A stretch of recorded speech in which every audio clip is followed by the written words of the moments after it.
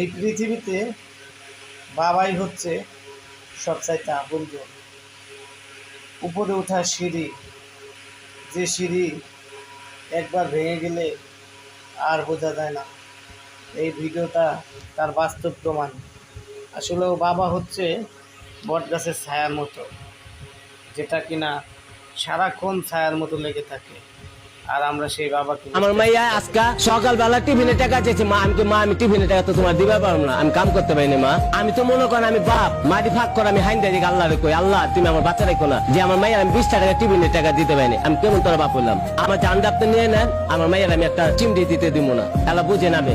ও আমার অনেক ভালোবাসে। সকাল 7টা বাজে আমার মেয়ে স্কুলে যায়, দুপুর 12টা বাজে যায়। একটা বাচ্চা মেয়ে কি পারে না খেয়ে থাকতে? আমি বাপ নামে কলঙ্ক, আমি 20 টাকা দিতে পারিনি। এই মার্কেটে থেকে এই মাথাতে এই মাথা ঘুরি, সকালবেলা না খেয়ে বেড়েছি, এই পর্যন্ত আমি খাইনি হন দেরি। খাওয়ার মতো তৌফিক হয় যে আজকে যদি আমার বিজনেস ভালো থাকতো, আমার ইনকাম ভালো থাকতো, আমি আমার মেয়েরে কাটলে চুনা সোনালে চুনা খাওয়াইতাম।